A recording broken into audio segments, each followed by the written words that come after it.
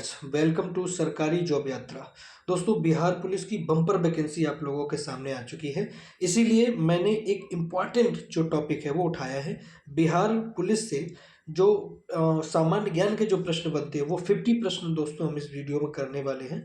तो हम वक्त बर्बाद बिल्कुल भी नहीं करेंगे, फटाफट वीडियो की ओर बढ़ते हैं। पहला प्रश्न है, बिहार दिवस कब मनाया जाता है?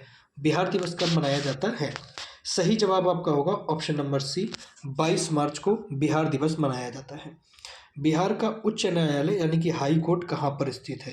तो इसका सही जवाब होगा ऑप्शन नंबर सी, यानी कि बिहार का उच्च न्यायालय पटना में स्थित है। बिहार की राजकीय भाषा क्या है? आपको लैंग्वेज बतानी है, बिहार की राजकीय भाषा क्या है? सही जवाब होगा हिंदी व उर्दू, ये बिहार की राजकीय भाषा होगी। बिहार का राजकीय वृक्ष क्या है? बिहार का राजकीय वृक्ष क्या है आपको बताना है।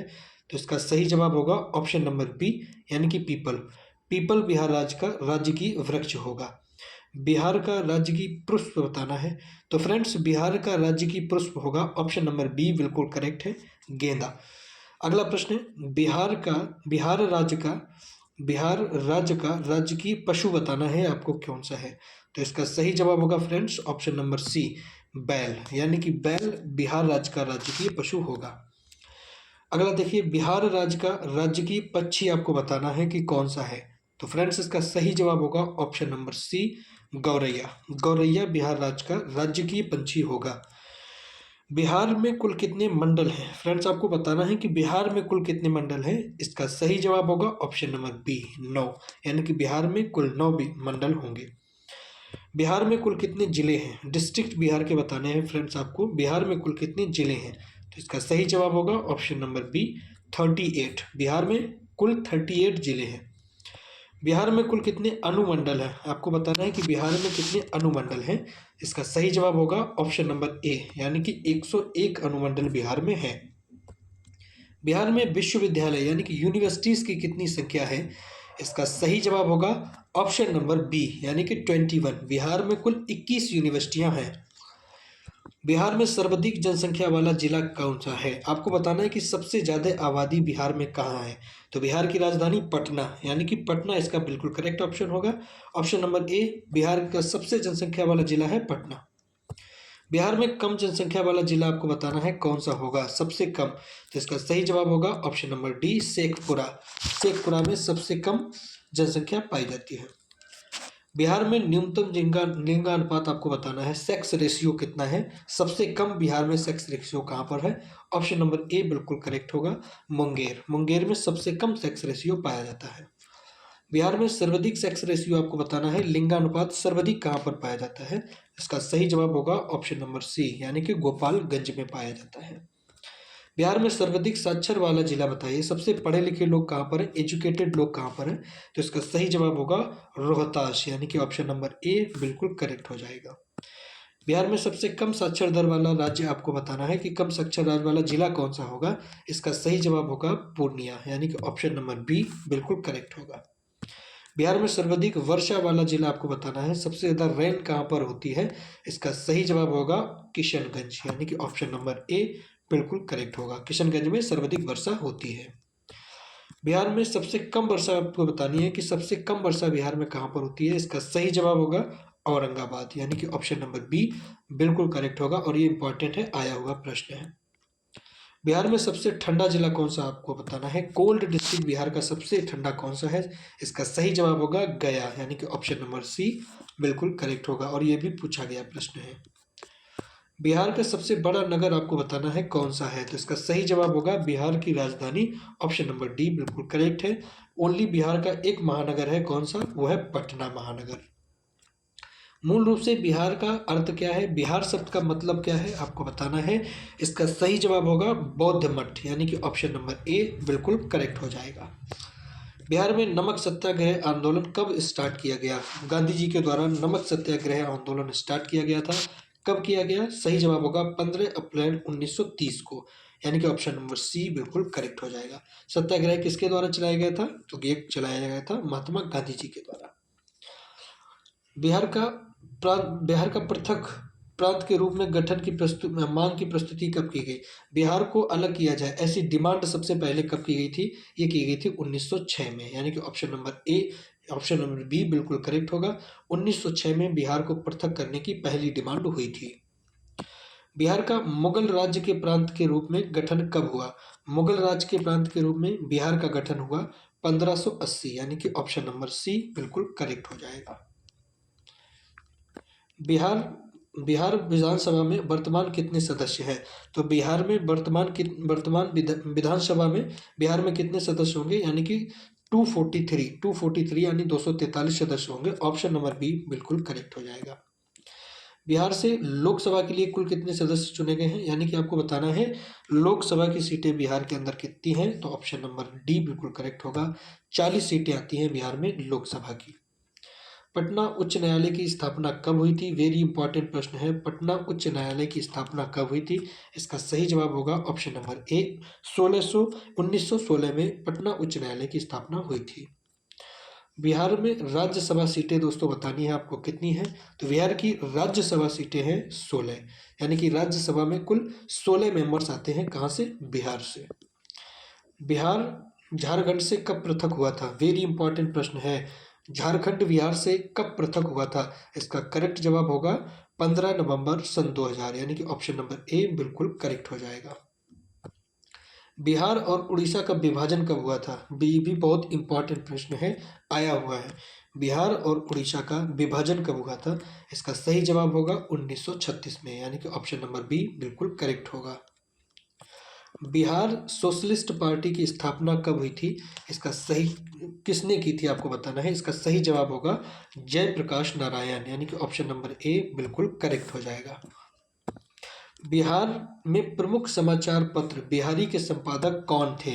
ये बहुत ही इंपॉर्टेंट प्रश्न है। प्रमुख समाचार पत्रिका थी बिहारी, इसके संपादक कौन थे आपको बताना है। तो इसका सही जवाब होगा बाबू महेश प्रसाद। बाबू महेश प्रसाद बिहारी पत्रिका नाम के संपादक हुआ करते थे।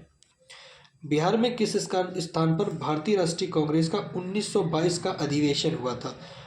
कांग्रेस का 1922 का अधिवेशन कहाँ पर हुआ था? सही जवाब होगा गया में, यानी कि ऑप्शन नंबर सी बिल्कुल करेक्ट हो जाएगा। बिहार में किसान सभा की स्थापना किसके द्वारा की गई थी? बिहार में किसान सभा की स्थापना हुई थी, वो किसके द्वारा की गई थी? तो इसका सही जवाब होगा सहजानंद सरस्वती, यानी कि ऑप्शन नंबर ए बिल्कुल करेक्ट हो जाएगा। बिहार प्रांतीय किसान सभा का गठन किस सन में हुआ था? आपको बताना है कि बिहार प्रांतीय किसान सभा का गठन किस सन में हुआ था। तो इसका सही जवाब क्या होगा? इसका सही जवाब होगा मार्च 1929 में हुआ था। ऑप्शन नंबर सी बिल्कुल करेक्ट होगा। बिहार बंगाल से कब पृथक हुआ था? आपको बताना है बिहार बंगाल से कब अलग हुआ। इसका सही जवाब होगा 1912, यानी कि ऑप्शन नंबर बी बिल्कुल करेक्ट हो जाएगा। 1857 की क्रांति से बिहार के नेता कौन थे? जब 1857 की क्रांति हुई तो बिहार के नेता कौन थे? वो थे कुंवर सिंह, यानी कि ऑप्शन नंबर बी बिल्कुल करेक्ट हो जाएगा। कुंवर सिंह थे 1857 में बिहार की तरफ से, ये बहुत प्रसिद्ध नेता थे। बिहार को प्रांतीय राजधानी कब बनाया गया था? किसने बनाया था? बिहार को प्रांतीय राजधानी कब किसने बनाया? तो वो बनाया था शेरशाह सूरी ने, यानी कि ऑप्शन नंबर ए बिल्कुल सही हो जाएगा। शेरशाह सूरी ने बिहार को एक अच्छा मुकाम दिया था। बिहार में सर्वाधिक लोकप्रिय सुल्तान कौन था? तो इसका सही जवाब होगा शेरशाह सूरी, यानी कि ऑप्शन नंबर ए। मैंने आपको अभी बताया जो शेरशाह सूरी था ये बिहार का सबसे अच्छा सुल्तान था और इसने बिहार को बहुत अच्छे लेवल तक ले जाने की पूरी कोशिश की और ले भी गया। नालंदा विश्वविद्यालय का वैभव किसके हाथों से नष्ट हुआ? यानी कि नालंदा विश्वविद्यालय कैसे नष्ट हुआ था? उस पर आग लगाई गई थी और आग लगाने से फ्रेंड्स यहाँ पर क्या हुआ था, नालंदा विश्वविद्यालय में जितनी भी पुस्तकें थी वो 6 महीने तक लगातार धू धू करके जलती रही। तो फ्रेंड्स आपको बताना है कि नालंदा विश्वविद्यालय को किसने नष्ट किया था। तो इसका सही जवाब होगा बख्तियार खिलजी, यानी कि ऑप्शन नंबर ए बिल्कुल करेक्ट होगा। बख्तियार खिलजी के द्वारा ही नालंदा विश्वविद्यालय में आग लगा दी गई थी। नालंदा विश्वविद्यालय को एक बौद्ध लोगों का बहुत बड़ा यूनिवर्सिटी माना जाता था। वहाँ पर बौद्ध धर्म की चर्चा होती थी, बौद्ध धर्म के बारे में ज्ञान का प्रसारण किया जाता था।